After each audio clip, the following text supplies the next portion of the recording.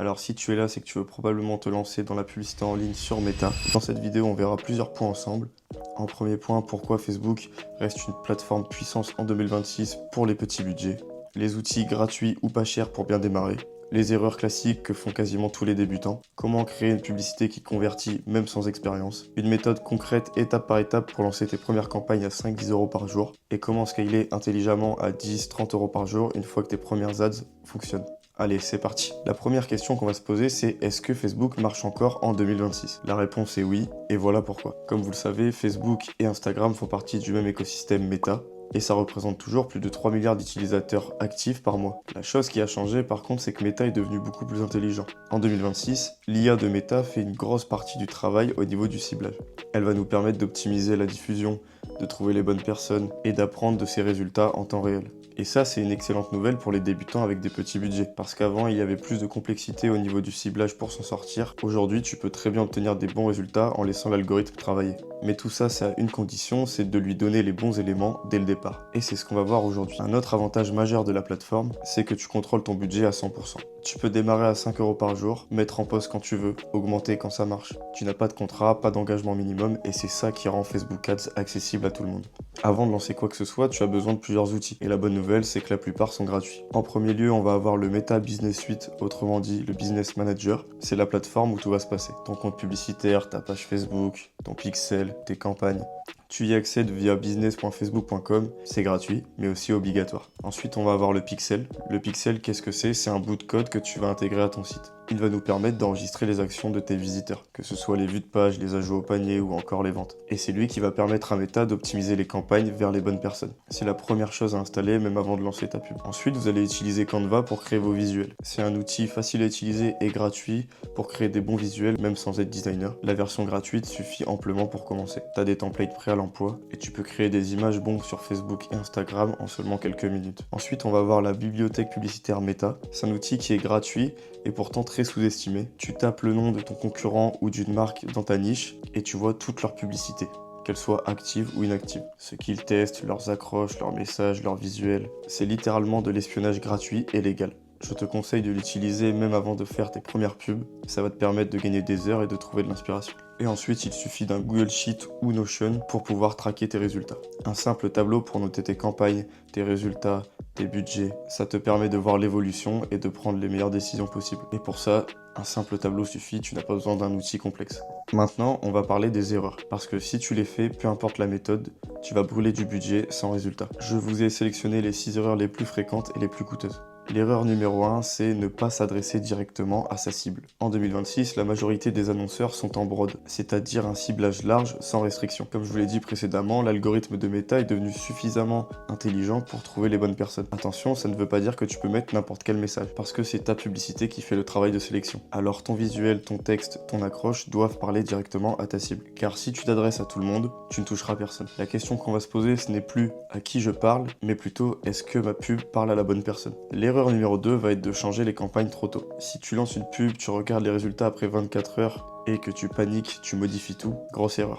L'algorithme a besoin de temps pour apprendre. C'est ce qu'on va appeler la phase d'apprentissage. En général, il faut au moins 3 à 5 jours avant de tirer les bonnes conclusions. Si tu modifies trop tôt, tu ne sors pas de la zone d'apprentissage et donc tes résultats sont faussés. Donc tu vas gaspiller du budget. L'erreur numéro 3 est d'envoyer le trafic sur la mauvaise page de destination. Si tu as une bonne pub mais que le système derrière ne correspond pas à ta publicité, tu peux avoir une pub parfaite, mais si tu rediriges sur un site qui est lent, qui n'est pas clair, ou ne correspond pas à la promesse dans tes publicités, tu perds tout. Si tu veux, la pub, elle va emmener les gens devant la porte. Mais c'est tout le système derrière qui va les faire rentrer. C'est pourquoi ta page de destination doit être cohérente avec ta publicité. L'erreur numéro 4 est de ne pas avoir d'objectif clair. Est-ce que tu veux des ventes, du trafic, des leads? Chaque objectif a sa propre campagne. N'essaye pas de lancer une campagne de trafic si tu veux avoir des ventes. C'est pas comme ça que ça marche. Alors choisis un objectif, une campagne et sois cohérent. L'erreur numéro 5 va être de tester trop de choses en même temps. Rien ne sert de faire plein d'ensembles de publicités différents, plein de visuels différents si on a un petit budget. Vaut mieux tester une campagne bien construite avec 3 visuels différents plutôt que plein de micro-tests sans cohérence. L'erreur numéro 6 va être d'ignorer le pixel et les conversions. Comme je vous l'ai dit, si vous lancez vos pubs sans pixels, c'est comme conduire les yeux fermés. Tu vas dépenser de l'argent mais tu ne sauras pas ce qui se passe sur ton site et Meta n'aura pas les données pour s'optimiser. Alors installer le pixel avant de lancer ses ads, c'est non négociable. Maintenant, on rentre dans le concret. La créa, c'est-à-dire par exemple ton image ou ta vidéo.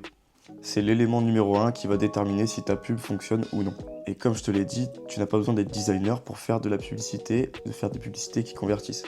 Le principe fondamental va être le hook. Le hook, c'est l'accroche, les 3 premières secondes de ta vidéo. L'objectif principal de ta publicité est de stopper le scroll dans les 3 premières secondes. On le sait, maintenant les gens scrollent vite.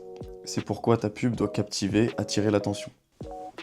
Maintenant, pour ce qui est des formats qui fonctionnent en 2026, on va avoir le storytelling, là on raconte l'histoire de la marque, et généralement ça fait plus profond, plus personnel, et donc ça amène des ventes. On a encore le UGC, même si maintenant il faut un peu plus professionnaliser la chose. J'entends par là d'avoir un micro, une bonne image, etc. Si vous voulez, le UGC, ce sont des vidéos qui ressemblent à des témoignages, et donc ça fait plus naturel. On va toujours avoir les avant-après. Vous êtes passé d'une situation à une autre, perte de poids, etc. Et bien sûr, on a encore les visuels avec du texte court et direct. Par exemple, une question, une stat, un chiffre.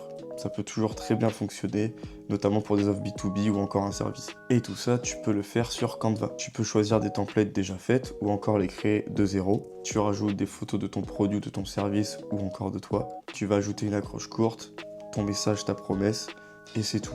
Ne surcharge pas. Encore une fois, ça reste pour l'image. Après, pour la vidéo, tu peux les tourner toi-même depuis ton téléphone, rien de bien compliqué.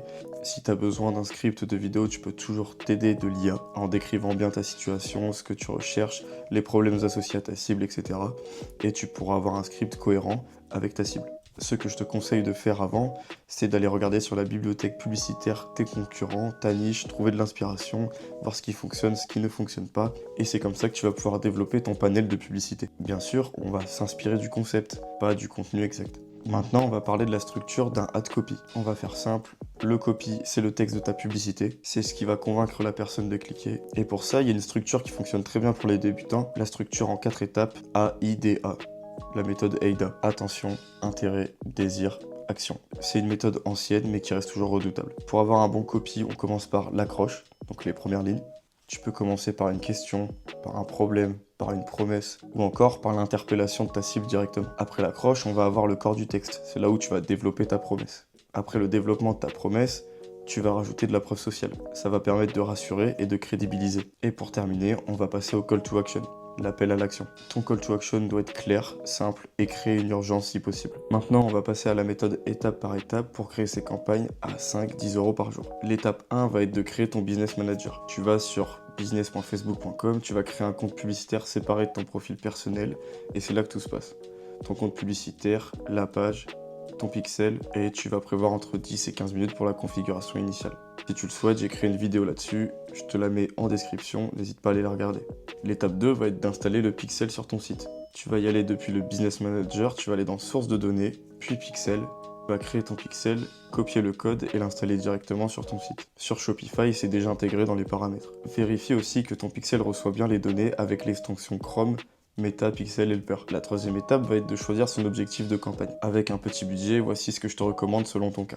Tu vends un produit ou un service en ligne, tu vas mettre l'objectif vente si tu as déjà des données pixels, ou trafic si tu démarres de zéro. Si tu veux des leads ou des contacts, l'objectif va être prospect. Si tu veux faire connaître ta marque, l'objectif va être notoriété. Mais pour moi, ce budget n'est pas du tout une priorité. L'étape 4, le ciblage. On va le garder en broad, il faut le garder large et simple. Avec 5 à 10 € par jour, fais confiance à l'algorithme. Active le mode Advantage Plus, c'est le mode automatique de Meta. Tu définis l'âge et la localisation, et tout ça dans un seul ensemble de publicités pour commencer. Ne fragmente pas ton budget. Ensuite, on va ajouter les créas. 1 à 3 visuels maximum. Si tu en as plusieurs, Meta va les tester automatiquement et favoriser celui qui fonctionne le mieux. Et bien sûr, utilise les formats recommandés. Ensuite, on va définir le budget et lancer. Donc le budget journalier va être à 5 € minimum, idéalement 7 à 10 € pour que l'algorithme ait suffisamment de données pour apprendre vite. Active ta campagne et ne touche à rien pendant 2 à 3 jours pour que la phase d'apprentissage s'optimise.